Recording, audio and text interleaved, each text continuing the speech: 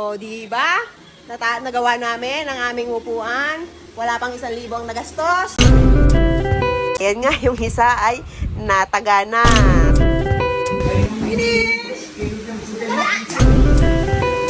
Ngayon ang gagawin namin ay mag-aasimbol kami ngayon ng aming upuan. At ito ay lundo na. Ayan, pag may umuupo, ay lumulusot na ang puwit dito. Ayan, oh, nakalubog na siya. Kaya kailangan naming ayusin. Ayan, habang ang aking bossing ay bumibili ng plywood na ilalagay namin sa ipapalit namin dun sa ilalim ng foam, ay ayan, nagumpisa na akong magtanggal ng tornilyo na nakakapit dun sa mga foam ng upuan para pagdating niya, gagayatin na lang niya yung plywood at nang makuha namin pati yung pattern. Kukuha kami ng isang plywood para makuha namin yung pattern ng tatabasin yung plywood dyan sa nailalagay namin dyan uli sa ng foam na yan. Ang nangyari sa aming upuan, kaya kailangan palitan. Napulbos na.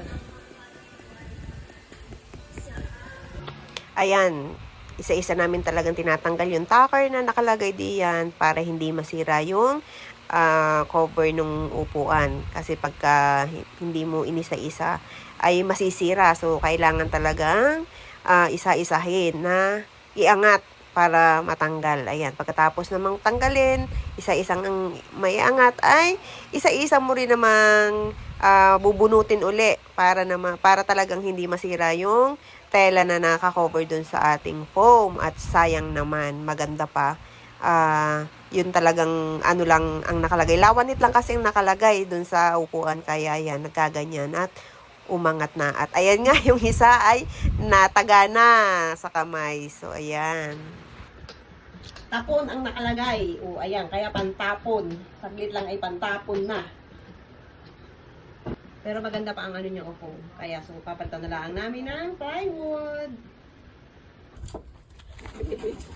Ito naman ang ganap nito.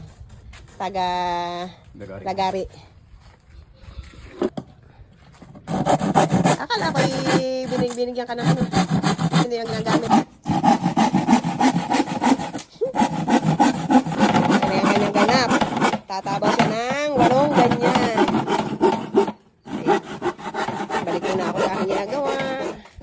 At ayan nga, nag-uumpisa na ako mag-cover uli ng upuan. Ilalagay na natin yung tinabas nating plywood dun sa tinanggalan ng lawanit na lumubo. Ayan, yun ang ating foam na nakapaibabaw sa ating upuan. So ayan, isa-isa ko nating co-cover ng ganyan at tacker lang ang ipinanglalagay natin dyan. So ayan, inuumpisahan ko na para maikabit na natin dun sa At dito nga sa part na to, kaya ini-overlay ko ay ang aking mga kasama ay walang ginawa kundi magmaritisan. So ayan, kaya kailangan kong i-mute kasi minsan ay may mga censored na mga pinag-uusapan. Ay baka makinig ng iba. Ay naku po, mayari tayo ng ating boss, Uncle Meta. Ay sos Maria po.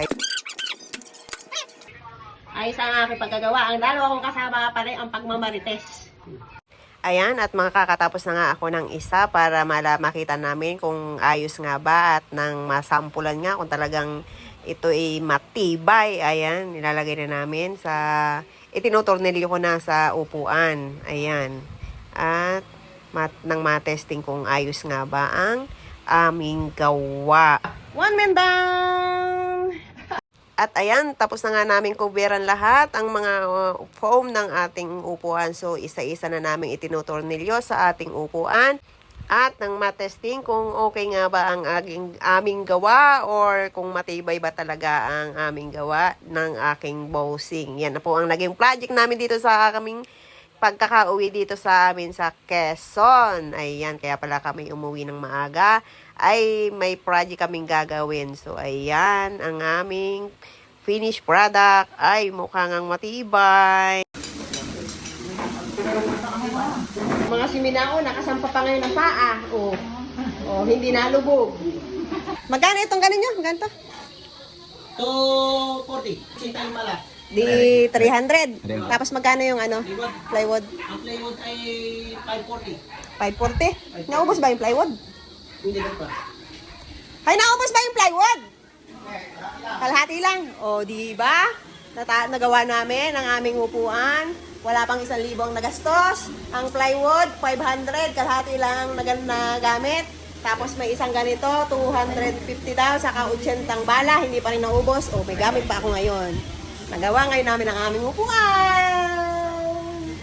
Pwede na umupo, hindi na mabubuslot. Hindi na mabubuslot ang puwet. O.